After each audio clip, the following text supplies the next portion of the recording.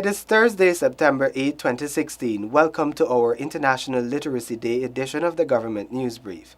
In the news, Guyana observes International Literacy Day 2016 with literacy extravaganza, young entrepreneurs now equipped to start their businesses, and Smith Creek residents get assistance to boost cassava production.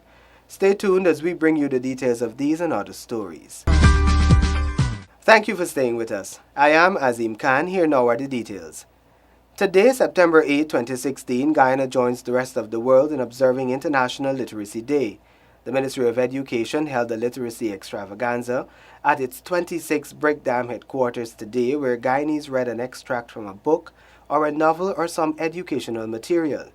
In his message to mark the day, Education Minister Dr. Rupert Ruknarine calls on all stakeholders to redouble their efforts to combat illiteracy, so that the Guyanese society can be placed on a trajectory of development and the good life for all.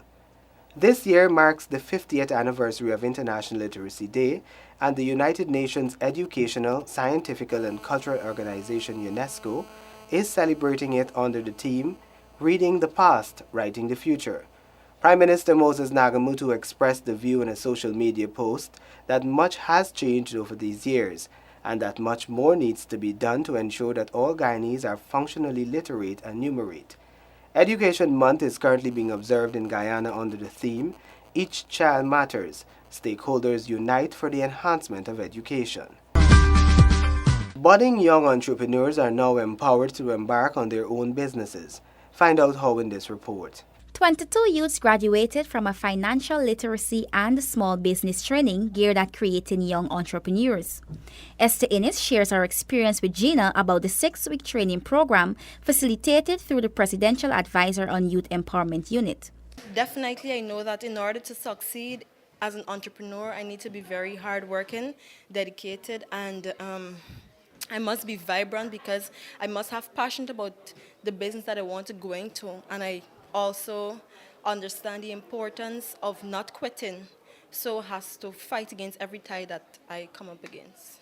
During the training, the youths had to devise a business plan which will be submitted to the Small Business Bureau for consideration. My desire is to have my own dance school, and so my business plan was about creating a plan for my dance school. Not just creating a plan, but how do I intend to make this dance school the top 10 dance school within the country. I looked at a community bakery, that's Copeland's Buttercream Bakery, and that is one of the proposals I put forward, and be sure to look forward for that because that's going to be on stream. I had to select a whole business proposal, which is my Abiola's Pottery Table. Well, this whole business is about, coming in and create whatever you desire. It's from the age of 3 to 90, past 90. When you're old and nothing to do, just sit down at this table and you create. Finance Secretary of the Ministry of Finance, Dr. Hector Butts, in delivering the charge at the graduation, told the graduates that participating in the training is the first step towards becoming entrepreneurs. You have undertaken that you want to become an entrepreneur, and you have undertaken that you want to make a contribution to economic growth and development. That is where, to a large extent, the Ministry of Finance recognizes and complements the efforts being made by the Ministry of the Presidency. The youths were exposed in self-development skills, income expenses and budgeting, financial responsibility, credit and debit issues, decision-making and action planning as part of the training. The training program is one of many government has initiated to eradicate unemployment in Guyana and empower young people.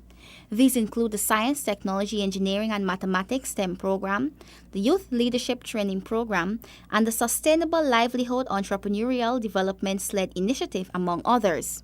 Renetta LaFleur for the Government News Brief. Farmers and residents of the East Bank Demerara are to benefit from improved drainage.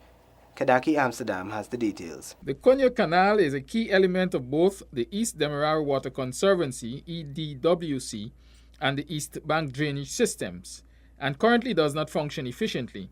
Frederick Flats, CEO of the NDIA, explains what is to be done. We will be rehabilitating the intake structure from the conservancy, the head regulator. That's in a bad state right now. We'll also be rehabilitating the sluice at Land of Canaan. The sluice was known as the Corai Sluice many years ago. The project's main objective is to increase the capacity of the Konya Canal to drain the EDWC and agricultural areas adjoining it. Its execution will see other enabling works being undertaken. Flats explains further. We'll also be building a new public road bridge to allow the water from the Konya Canal to pass out to the river. And of course, if we're doing the sluice and we're doing the regulator at the Conservancy, we have to do the entire channel, including the outfall channel. The Konya Canal is located on the western side of the EDWC and discharges water from the Conservancy and local areas into the Demerara River. The Konya Canal project is funded by grant in excess of $3 million United States dollars through the Guyana Red Plus Investment Fund, GRIF. The project is to be executed by the Ministry of Agriculture through the National Drainage and Irrigation Authority while being administered by the World Bank. It is scheduled to be completed by December 2018. Kidaki Amsterdam for Government News Brief. The indigenous village selected this year for the hosting of Heritage Day on September 10, 2016 is Mainstay Wayaka in Region 2. Find out how preparations are coming in this report. The spotlight will be on Mainstay Wayaka, which will be the host of the Heritage Village for this year.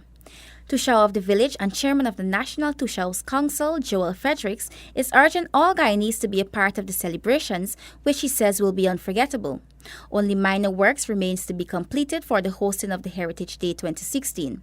We have renovated some of the benabs and not much work to be done on them because what really happened, the venue for this activity is central of the village. And since we've been involved in tourism, we always have the beach to a standard. So it's not much of preparation needs to be done there. Frederick says floodlights will be installed, which would enable the activities to go into the night. Presently, they are working on that. And, we would brighten up the place. When you come to Mainstay, you would see a whole different transformation from last year to now. And that is what we are pursuing, development, So it's no last moment thing. The month of September is being observed as the Indigenous Heritage Month and is being celebrated under the theme, Our Culture, Earth's Future, Save the Environment, Live the Indigenous Way. Renette Lafleur for the Government News Brief. Residents of Barometer are soon to benefit from improved healthcare delivery as the village's health post will be upgraded to cater for the increase in demands. Details from Delicia Haynes. The need for emergency medical services in Barometer Region 1 is the main reason for the upgrade of the village's health post to a health center. Regional Vice Chairperson Region 1, Sarah Brown says, our priority project for 2017 is the Barometer Health Center. We're going to complete that with facilities such as the nurses' quarters and doctors' quarters so we can have at least 2 doctors in Barometer to serve that area. In addition to the nurses' quarters, a mortuary will be built nearby since there has been a 25% mortality increase. In 2015, the region was considering the construction of a cottage hospital for the area, but later realized that it was not feasible. Brown says that the Barometer Health Post has been given priority. Given the population of Barometer, which is approximately 4,000, and the amount of incidents we have there in terms of lacerations, in terms of stab wounds, we find that 1 doctor and 1 medic is not sufficient, and so the health post is also in need of upgradal. The health center will provide general medical services and will also house a maternal and child health unit.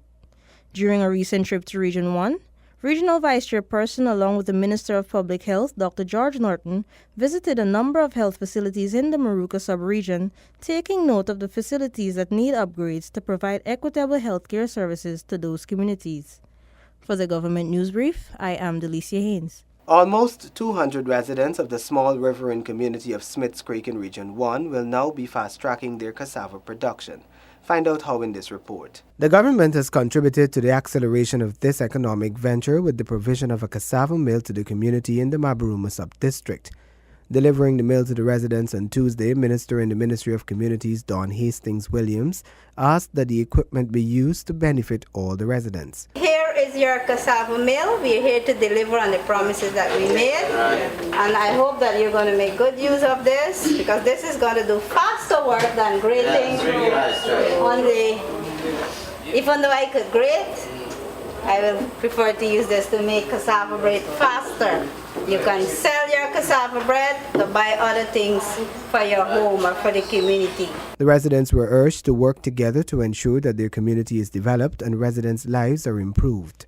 The APNU AFC government will support you in all your endeavors. Whatever projects that you plan to do, liaison with your REOs, liaison with your regional chairman, your councillors, and now you have your city council, mayor and city councils. Liaison with them, speak with them.